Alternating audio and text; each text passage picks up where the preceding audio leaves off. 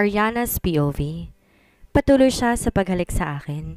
Walang tigil si Angela sa pagpapumiglas na makawala sa lalaking nakahawak sa kanya. Hampas, kalmot. Pilit akong kumakawala ngunit sadyang malakas ito at may malaking katawan. Mas malaki ang katawan nito at may malaking lalaking hawak ng anak ko. Hoy! Tama na yan! Magdanakaw lang tayo, hindi mananamantala. Hindi ko alam kung matutuwa ba ako sa sinabi nito. Pero kahit paano nakaramdam ako ng pag-asa, natitigil itong tumingin ang lalaking nasa ibabaw ko. Kasama siya. Umalis na tayo dito. Ayoko maabutan pa tayo ng asawa niyan. Bahagyang lumayo naman sa akin ang lalaking nasa ibabaw ko at biglang natawa. Sa tingin mo, uuwi rito yun ngayon? Buk, hindi yun uuwi ngayon. Ilang araw ko nang hindi nakikita si Doc dito. Malamang nasa ibang lugar na naman. Oo, nasa ibang lugar. Bakit kailangan pa nilang sabihin iyon? Gusto kong magwala. Lalo lang nilang ipinamukha sa akin na wala ditong asawa ko at maaaring nasa ibang babae. Maaaring na kay Carissa. Kahit pa, halika na, umalis na tayo. Ibaling mo na lang sa asawa mo yung init ng katawan mo. Binitawan nito ang anak ko at saka lumapit sa lalaki ngayon nakatayo na lang sa harapan ko. Nakatitig to sa katawan ko na halos subad na. Tanging bra at panty na lang ang natira. Hinila niya ito at saka iniabot ang isang baril na hawak nito. Umalis na tayo bago pa tayo mahuli. Ayoko magpasko sa kulungan. Lumakad to palabas ng kwarto bitbit ang dalawang bag na naglalaman ng mga kinuha nilang mga gamit. Pero ang lalaking nasa harapan ko tila ayaw nitong makinig sa kasamahan. Sayang naman kung di ko makikita ang hiyas mo, di ba?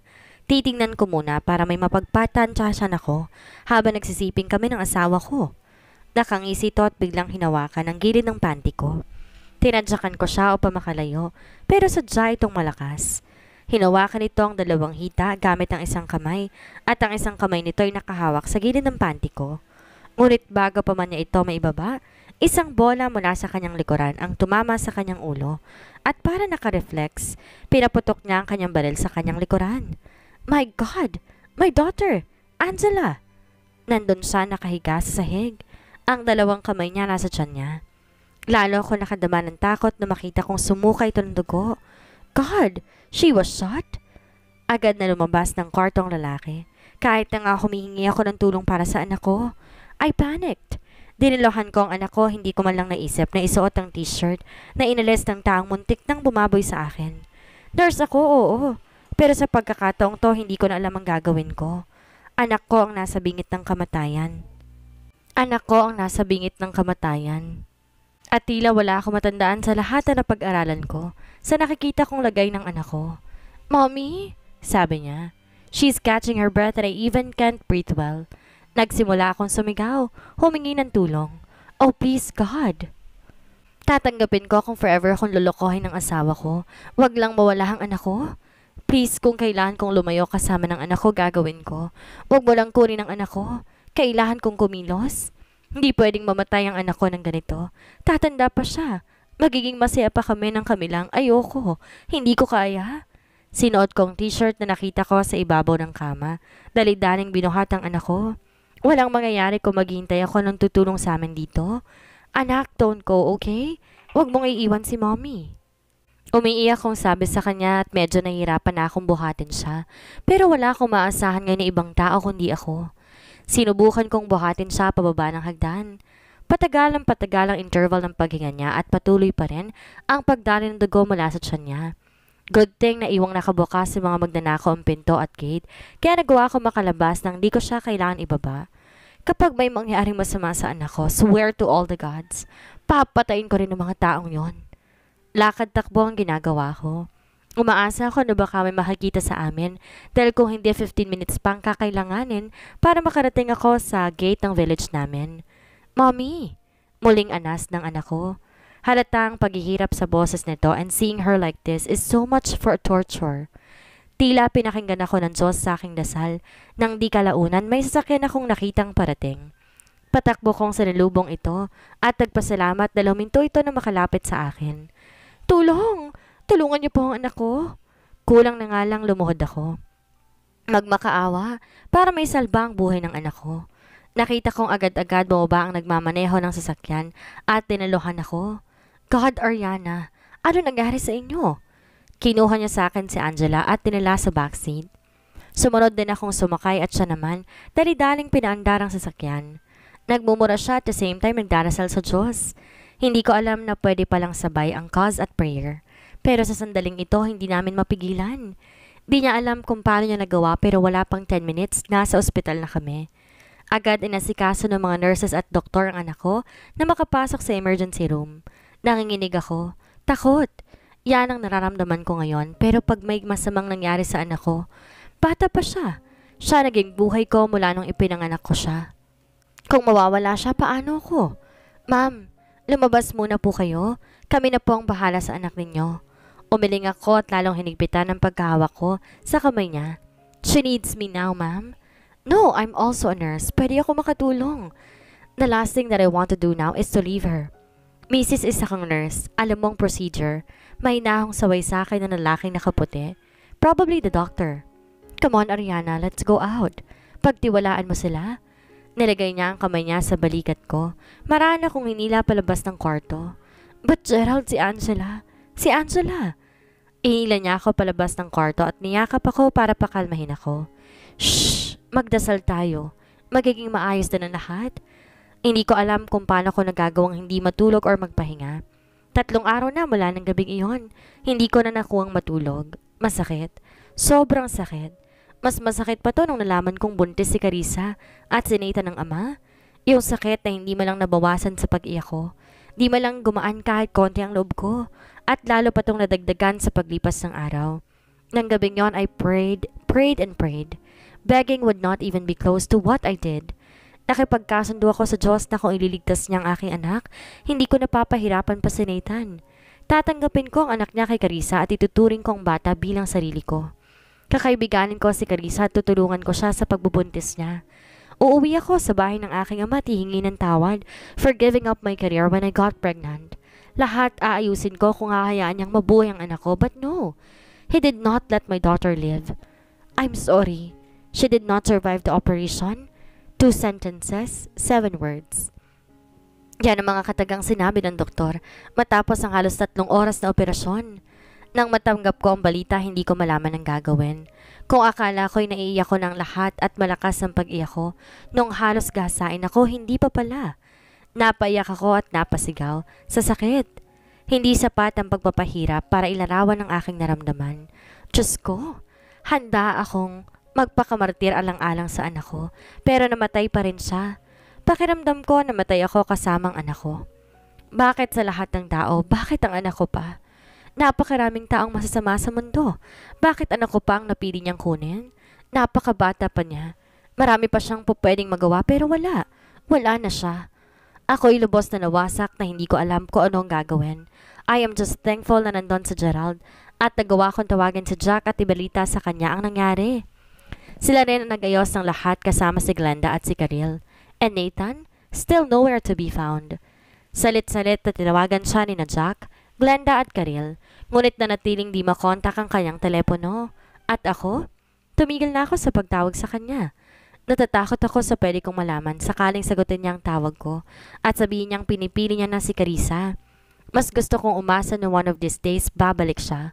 Mas gusto kong magtiwala na totoong mahal niya ako. Tanga na akong tanga pero gusto ko pa rin umasa.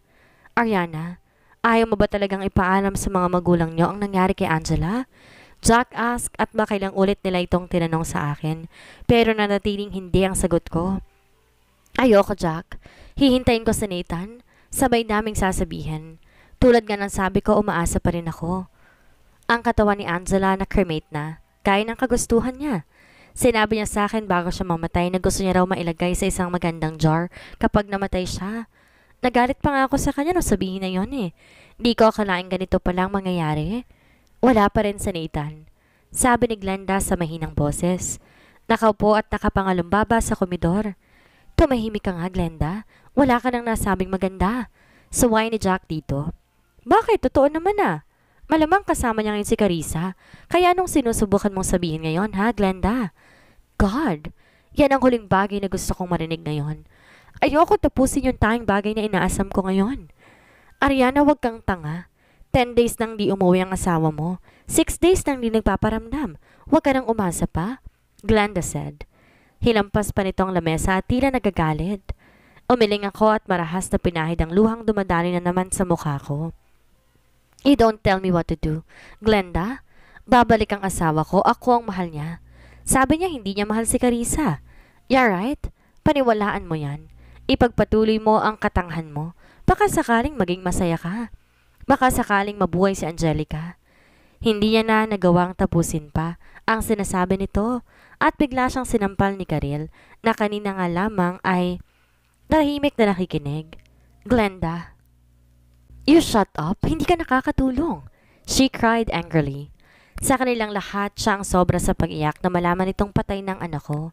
Tulad ko, mahal na mahal niya si Angela and she treated her like her own. Wala ka namang alam, Glenda eh. Hindi mo alam kung gaano kasakit mawalan ng anak at malaman na baka mas masaya ng asawa mo sa ibang babae. Wala kang alam. Agad hinawakan ni Gerald ang mga kamay ko. Hinaplos ang likod ko. Si Jack naman dinilohan si Glenda na nagsisimula na ring pumalahaw ng iyak. Hindi lang ikaw ang nakakaramdam ng naagawan. Alam ko ang pakiramdam na magmahal sa isang tao pero hindi ka naman magawang masuklian. Glenda said. Glenda, sambit ni Karil na tila pinapatigil si Glenda sa pagsasalita. Karil, she needs to open her eyes from the truth. Kaibigan kita, Ariana. Ayoko lukuhin mo ang sarili mo sa paniniwalang maayos pa kayo ng asawa mo. Face your fears. Hindi ganyan si Ariana na naging kaibigan ko. All of us are already crying. Jack and Gerald, who managed not to cry for the past few days, are already crying too. Lahat sila nasasaktan sa sitwasyon ko ngayon. Ariana, Karil said, alam mong mahal na mahal ka namin at ng anak mo. We are hurting. Hindi lang para sa iyo kundi dahil pakiramdam namin na walan din kami ng sarili naming anak. Pare-pareho tayong nasasaktan. Kung sila ganito ang nararamdaman, paano pa kaya ako? Alam kaya nila kung gaano kasakit to? Sabi nga nila ang asawa kapag namatayan, sasabihin balo ka na. Kapag namatayan ka ng magulang, uli lang tawag sa'yo. Pero pag namatayan ka ng anak, bakit walang salitang maaaring itawag sa'yo? Simple lang ang rason. Dalawa lang sapat na salita ang makapagpapaliwanag o tutumba sa kung gaano kasakit ang mawala ng anak. At ang nakapagpapalala pa sa lahat ay kung ang taong inaasahan mo makakaramay mo sa sakit, wala rin. Wala sa tabi mo at hindi mo alam kung may ibang tao siyang sinasamahan. Jack, alam mo ba yung buhay ni Carissa? Oo nga't gusto kong umasa, pero naiintindihan ko si Glenda. Kailangan kong malaman ang totoo. I don't know but I can ask some staff sa hospital. Baka alam nila. Sabi ni Jack at nagsimulang tumawag ng isang tao para kunin ang address ni Carissa. Ariana, you don't have to do this. Sabi ni Gerard habang hawak niya ang kamay ko. Umiling naman ako at bahagyang umiti. Kailangan kong gawin to para sa kapayapaan ng isip ko. I already have her address. Let's go? Binigyan niya ako ng papel ko sa nakasulat ang address ni Carissa. Mag-isa akong pupunta. Ano? Hindi. Bulalas ni Jack at Gerald. Napangiti ako ng mapait. Nagpapasalamat ako na meron ako mga kaibigan tulad nila. Ngunit sa palagay ko, kailangan kong gawin to na mag-isa. Umiling ako. Hindi. Pupunta ako na mag-isa? Umalis na kayo ng bahay pagkaalis ko. Ayos lang ako, okay? Sabi ko at lumabas na. Narinig ko pa silang nagpipilit sa mama but the girl said that I should really do it alone.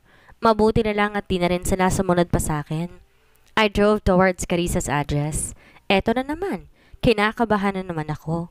Pilit kong sinisiksik sa utak ko na wala si Nathan doon. Hindi niya kasama si Carissa at kung ano-ano pa. After 40 minutes of driving, narating ko ang isang bahay. I saw a cafe across our house, so I settled there. Bigla ako nakaramdam ng kahinaan ng loob, kaya kahit gusto kong diretsong puntahan ang bahay nito, hindi ko magawa. Umorder ako ng isang tasa ng kape. Umupo sa mesa malapit sa glass wall. Konti lang ang taong naroroon at sobrang tahimik ng lugar. Matapos ang ilang minuto, dumating na rin ang order ko. Tumitig lang ako sa isang tasa ng kape na nasa lamesa. Kahit ang pagkakape, hindi ko na magawa. Kahit pabalak ng Diyos na patilain ng bagyong ito, pagod na ako. Malapit na akong sumuko. Nanatili ako nakaupo ng mahigit sa 20 minuto. Hindi ko alam kung may maghihintay ba ako, nalalabas o darating. Pero makalipas ang 5 minuto, may dumating na isang sasakyan. Huminto sa harap ng bahay ni Carissa. Apparently, it is Carissa's dahil nakita ko itong lumabas ng sasakyan. Tumayo sa gilid nito habang nakatingin sa daang pinanggalingan. Tila ba may hinihintay ito na maaaring nakasunod lamang sa kanya at hindi nga ako nagkamali. Matapos ng ilang sandali, may dumating ulit na sasakyan. Ngunit na mapagtanto ko kung kaninong sasakyan ito, tila tinakasan ako ng hangin. Naninikip ang dibdib ko habang nakikita kong lumabas ang asawa ko na matagal. Ilang araw nang di nagparamdam sa akin mula sa kanyang sasakyan. Halos hindi ako makahinga. Nag-usap sila ng ilang sandali, tsaka pumasok muli si Carissa ng sasakyan matapos buksan ang gate ng bahay nito. Pumasok sa bahay na yun si Nathan at kalaunan, sumunod ang sasakyan ni Carissa. Anong ginagawa ni Nathan dito? Bakit sila magkasama? Akala ko ba aayusin niyang lahat pagdating niya? Ilang araw na silang magkasama. Wala na naman bang patutunguhan ng mga pangako nito bago umalis? Did he really realize whom he loves? Si Carissa na ba talaga ang pinili niya? Shit, bakit ang sakit? Bakit kailangan ko tong maranasan? Gerald's POV. Ariana, napabuntong hininga ko nang maalala ko na naman siya. Sa unang pagkakataon na nakita ko siya sa aking bar, napakalaking bahagi niya na sa aking puso. She was so hurt and devastated that time, kaya tinunod niya ang sarili sa alak. Men in the bar were already hitting on her, at kung wala ako doon baka napagsamantalahan na siya. Sa edad ng 28, hindi halata yun. She has a perfect body that a man could die for, but at the same time she has a very angelic face na pipiliin mo nalang titigin siya kaysa gawan siya ng masama. Yun ay kung nasa matinukang pag-iisip. I was actually shocked nang malaman kong may asawa na siya at may anak na. Nung gabing hinatid ko siya sa bahay nila, hindi ko inaasahan pang makikita ito. Yes, I am attracted to her. Pero hindi naman ako yung tipong nanunulot ng asawa ng may asawa. Pero nagkaroon ako ng urge na mapalapit sa kanya, na makita ko ulit siya sa school ng pamangkin ko. Nagkataong nasiraan to ng sasakyan at wala itong cash kaya nagkaroon ako ng pagkakataon para makasama siya ng matagal. Unlike the first meeting, nakita ko kung paano to tumawa at ngumiti. Pero ramdam kong may lungkot sa bawat pagtawag niya. And right at that moment, I promised to myself na papasahin ko siya at kung pwede ko lang alisin ang sakit niya, gagawin ko. At nangyari nga ang kalunos-tunos na gabing iyon. Nagkataong may binisita akong kaibigan at malapit, naisip ko na dumaan sa bahay nila, Ariana, pero hindi ko akalain na may masama na palang nangyari sa kanila. Kung akala ko'y nakita ko na ang pinaka-worst na Ariana, sa unang pagkakataong nakita ko siya, nagkamali ako. Wala pa ako nakitang taong kasing lungkot niya. Hindi maipaliwanag ang sakit na nakikita ko sa mga mata niya kapag tinitingnan ko siya, unexplainable. At kahit ngayong nandito na ako sa bar ko, kung saan kadalasan ay kalugod-lugod at siglang nararamdaman ko, hindi ko man lang maalis sa isip ko ang umiiyak niyang mukha. Nakakahawang emosyon niya na lahat ng taong kasama niya ay mahahawa. Hay, sumasakit ang ulo ko kakaisip sa mga problema niya. Kailangan ko muna magpahinga sa mga problema. I need alcohol. Kahit ngayon lang. Denial ko ang linya ni Isabel na agad naman niyang sinagot. Boss, ang tapang talaga ng boses ng babaeng ito. Kung hindi ko alam na babae ito, iisipin ko pa na tomboy ito eh. Padala ko ng isang bote ng tequila dito. Pakisabi na lang kay Derek, alam niya na ang gagawin. Sino may sabing pwede kang uminom? Si, parang siya ang boss, no? Parang nakikita kong nakataas ang isang kilay niya. Sige na, ngayon lang naman ako iinom eh. Pilit ko sa kanya. Still, it's a no. Pagalit na sagot niya sa akin. Okay, sige, ako na lang kukuha. Ang kulit mo talaga. Hindi ka pwedeng uminom. Kapag binigyan ka ni Derek ng alak, I swear, ipapadala ko siya sa mga kalahi niya sa Africa. Nakakatawa talaga silang dalawa. Lagi kasi silang nagbabangayan at kulang na lang magpatayan. Parang si Jack at Glenda. Kaya nga lang yung kay Glenda, halata mong may gusto si Glenda kay Jack. At si Jack sadya lamang ng isang malanding lalaki. Huwag kang masyadong harsh kay Derek. Baka mamaya ma-inlove ka sa kanya. Narinig ko pa siyang napasinghap. At kung sakaling katabi niya ako, baka nahampas niya ako sa sobrang asar sa akin. Ang manhid mo talaga kahit kailan, she said. Halos pabulong lang pero narinig ko naman ng malinaw. Isabel, alam kong may gusto ka sa akin. Kaya lang para nakakabatang kapatid lang kasi ang turing ko sa kanya. Wait lang. Sabi ko at narinig kong may kausap ito. Mabait naman si Isabel eh. Maganda at sexy rin. Kaya lang lumaki na kami lang ang magkakasama. Feeling ko incest na kapag nagkaroon kami ng relasyon. Isa pa, ayoko masira ang pagkakaibigan namin ng dahil lang gusto ko siyang makarelasyon sa mas malalim na paraan. Di naman nagtagal, bumalik to sa linya. At sinabi nitong may naghahanap sa akin. Bakit pa napakababaero mo? At maraming naghahanap na babae sa'yo. Natawa ako sa tinura nito at napailing na lamang. Sino bang naghahanap sa akin? Ariana raw ang pangalan? Napakunot ang aking noo nang marinig ang pangalan ng taong kani-kanina'y iniisip ko. Paakitin ko na ba dyan? Mukhang depresi. Baka naman nabuntis mo at pinagtataguan mo. Baliw ka talaga. Sige, paakitin mo na. Ay, hindi. Susunduin ko na lang dyan. Wika ko at saka ko na ibinaba ang telepono. Ano naman kayang nangyari?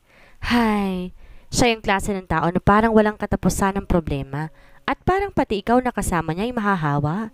Kaya nga lang di ko naman siya maiwasan. Ayoko siyang iwan at alam kong hindi ko rin siya kayang iwan. Dali-dali ako bumaba at nagtungo sa mini office ni Isabel.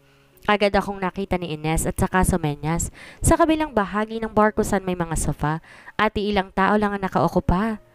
Nilibot kong aking paningin sa bahaging iyon ng bar at doon ko nakita si Ariana na parang may malalim na iniisip. Medyo malapit lang naman ako sa kanya kaya agad ko rin tong nalapitan. Hey!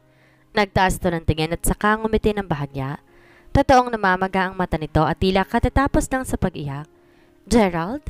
Aniya. Tumayo siya at lumapit sa akin. Humawak to sa aking braso at saka bigla kong hinila papunta sa hagdan patungo sa opisina ko. May studio ka sa taas, diba? Tanong nito. Tungo naman ako at tumingin sa kanya ng buong pagtataka. Turuan mo ako mag-drums. Marunong ka nun, diba? Tumango ulit ako at tinayaan lamang siya na hilahin ako pataas. Tuloy-tuloy lang siya at di gaano nagsasalita. Magsasalita lamang to kung tatanungin niya ang direksyon papunta ng studio. Ano bang nakain ito? At biglay gusto niyang matutong mag-drums. Kanina lang sinabi nitong pupunta siya sa bahay ng si Carissa. Tapos ngayon, andito na siya para lamang paturong mag-drums. Pagkarating namin sa studio, yun ang oras ng sa wakas. Inipon kong aking sarili para tanungin siya. Bakit gusto mong matutong tumugtog ng drum? Nagkibit balikat siya at tumingin lamang sa akin. Alam kong may mangyayaring masama sa kanya. She may be smiling pero halatang walang buhay ang mga ngiti niya. Gusto ko lang mag-drums. Ang aking anak laging gustong matutong tumugtog ng drum. Gusto ko to para sa kanya. Tuturuan mo ko, ha? Tumango ako at ngumiti sa kanya bilang tugon. Marahil nagsasabi siya ng totoo tungkol dito. Pero bakit pakiramdam ko may iba pang dahilan? I started teaching her the basics of drums. Medyo mahirap siyang turuan, pero mukhang determinado siyang matuto kasi kahit ilang beses ko pang ipaulit, wala itong reklamo. Umabot ng 2 halos oras ang pagtuturo ko sa kanya nang bigla itong magsalita. Gusto kong magpatugtog ng kanta. Anong kanta sa tingin mo ang kaya kong tugtugin sa bagay na natutuhan ko ngayon? Napaisip ako sa tanong niya. Mahirap mag-isip. Kokonti pa lang kasi ang alam niya eh. Alam ko na. Kanta ka and play the guitar, okay? Tugtugin natin yung Never Say Goodbye. Sabi nito at parang excited na excited ng tumugtog. I took my electric guitar and set up the speakers and the mic, and then we started playing the song. Pero bakit nalulungkot ako tuwing umingiti siya? Feeling ko kahit papaano hindi niya talaga sinasadyang umiti. Anong iniisip niya? Ariana, nadagdagan na naman ba yung dahilan mo para umiyak? Ano ba talagang nangyari sa'yo? Kung akala kong hindi na siya iiyak, ngayon umiiyak na siya. Kumakanta siya pero sabay nun, pagpatak ng mga luha niya. Siya'y nasa ilalim ang paghihirap ng kahit sinusubukan niya i-distract ang sarili, hindi niya mapigilan ang pag-iisip tungkol dito. Hindi ko siya kayang tingnan ng ganito. Parang ako yung mas nasasaktan. Bakit nagawa ng asawa niyang ganito? Bakit kailangan niyang maranasan ng mga ito? At kung akala ko kaya niyang tugtugin ng buo ang kanta, nagkakamali ako. Bigla siyang tumigil sa pagtugtog ng drums at muli, nakita ko na durog siya. Hindi ko alam kung lalapitan ko siya o hindi, pero bakit ko ba kailangan pong mag-isip? Binaba akong gitara ko at agad pumunta sa likod niya, niyakap siya. Gerald, hindi ba pwedeng mamatay na lang ako? Tumalikod siya at ngumiti ng mapait. Umiling ako. Don't say that, Ariana. Pinunasan ko yung luha niya. Huwag mong sabihin yan. Bakit hindi? Kasi, ang sakit na. Sabay turo sa dibdib nito. Ang sakit na dito, ho. Wala ako masabi. Alam ko nasasaktan siya pero sa totoo lang, hindi ko alam kung gaano yun kasakit sa parte niya. Wala ako sa sitwasyon niya.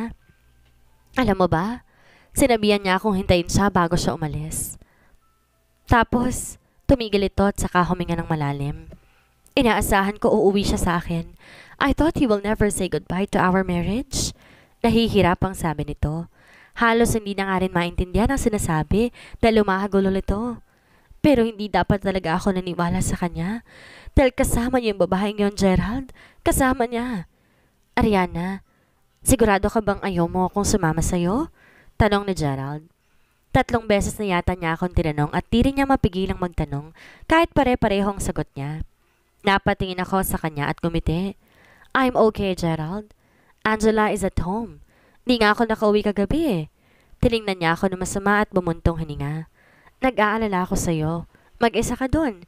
Ganyan siya simula na magising ako sa kama niya kaninang umaga. Halos ayaw niya akong iwan. Baka raw kasi bigla ako maisipang magpakamatay. Ang kagabi hindi naiiba sa ibang gabi. I cried my heart out hanggang sa mapagod ako at tuluyang nakatulog. Nagising na lang ako kaninang nasa kama niya sa mismong office niya. I will be fine, Gerald. You can call me from time to time just to make sure kung buhay pa ako or hindi na. Well, sa totoo lang naisip kong gawin to. Gayon pa man alam kong di matutuwa si Angela kung gagawin ko to. Tumingin to ng masama sa akin and I even saw how his jaw clenched. Stop saying that or else, doon ako titira sa bahay mo. Di ko maiwasang mapangiti sa sinabi niya. Kailan ko lang siya nakasama, pero ganito na siyang mag-alala sa akin? He is a kind man, I promise. I will be fine. Tatawagan kita pag uwi ko. Binuksan ko yung pinto ng kotse niya at sumakay. Oo, kotse niya. Hanggang ngayon hindi ko pa rin nakukuha ang sasakyan ko eh. Nakatayo pa rin siya habang nakatingin sa akin. In-start ko ang makina at sumenya sa kanya na aalis na ako. Tumango naman to pagkatapos and waved his hands. Kung tutuusin, ayoko talagang umuwi sa bahay. That house contains a lot of memories. Memories of my daughter, memories of our happy marriage. At tingnan mo kung paano ko to tinatawag na isang bahay lamang. Dati isang tahanan para sa akin. Pero ngayong wala na si Angela at may kasamang ibang babae si Nathan, hindi ko masasabi na bahay pa rin to. Napabuntong hininga ako. Hanggang ngayon parang ayaw pa rin tanggapin ng sistema ko kung ano ang mga nangyari. Napakabilis, wala man lang warning. Para itong lindol at tsunami. Nung lumindol may mga nasira na tapos biglang nagka-tsunami, walang natira. Kung alam ko lang gantong mangyayari, sana lumayo na kami ng anak ko noon pa. Baka sakaling masaya pa kami ngayon.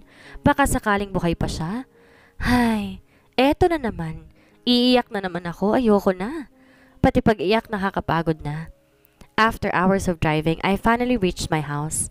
Bababa sana ako to unlock the gate but I just found out that it's locked from the inside. Perhaps Kirill and the gang are still here. Masyado na silang nag-aalala sa akin. I need to fix myself from now on. Maybe, just maybe, I can start moving on too. Bumusina ako para ipagbigay sa kanila. Nandito ako sa labas at dapat buksan ang pinto. Someone looked into the small opening para siguro malaman kung sinong bumusina. And after a few moments, the half of the gate opened. Pinaandar ko ulit ang sasakyan papasok pagkatapos nito. Hindi ko naman kasi kailangan ng maluwag na daan. Maliit ang kotseng pinahiram ni Gerald. Hindi rin tinted tulad ng sasakyan ko. Nang mapatay ko ang makina, bumaba na ako ng sasakyan. Inaantok pa ako. Kailangan kong matulog ulit. Hindi pala kayo umalis kahapon. Pasensya hindi ako nakauwi. Sabi ko na mapansin kong may nakatayo sa likod ng kotse. Tawag sila ng tawag sa akin kagabi pero wala talaga ako sa mood makipag-usap kagabi. Medyo nahihilo pa nga ako at sobrang inaantok talaga. Diretso akong pumasok ng bahay pero hindi ko inaasahan ang maririnig ko. Carissa, sino yung dumating? Carissa? Natigilan ako at unti-unti kong binalikan ng tingin ang pinanggalingan ko. Maaring ito ay... At doon ko nakita si Carissa nakatayo sa may pintuan. Nakatingin sa akin. Helpless at di maitago ang kinakabahan nito. Anong ginagawa niya dito? Parang sinaksak ako sa dibdib sa nakikita ko. Parang kakagising lang niya. Naka-nightgown at naka-tsinelas. Nakatali ang buhok sa isang messy bun at walang suot na makeup pero ang ganda pa rin. Ano nangyari? Isang gabi lang akong hindi umuwi, may ibang babae na nakatira dito. May ibang babae na siyang iniuwi. Hindi pa ba tapos yung pananakit niya sa akin? Hindi pa ba sapat na nawala ang anak ko nang dahil sa kapabayaan niya?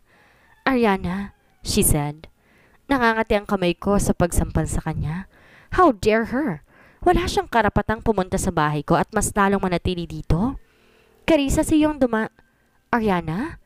Sabay kaming napalingon ni Carissa nang marinig ang lalaki na punot dulo ng kamalasan sa buhay ko. Bakit ngayon ka lang? Kagabi pa kita hinihintay. Nasaan si Angela? Dali-dali tong lumapit sa akin, tsaka ako niyakap na mahigpit. Okay? Anong drama to? Kagabi niya pa ako hinihintay. Para ano? Para mapalayas niya ako kasi may bago na siyang ibabahay? Kagabi pa ako dumating. I was very excited to see you. I missed you and Angela. Dagdag pa nito.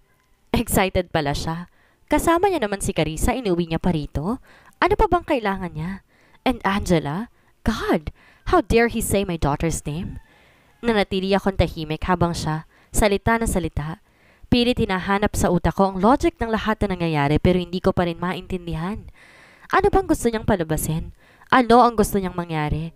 Bakit nasa loob ng pamamahay ko ang doktor na kirida niya?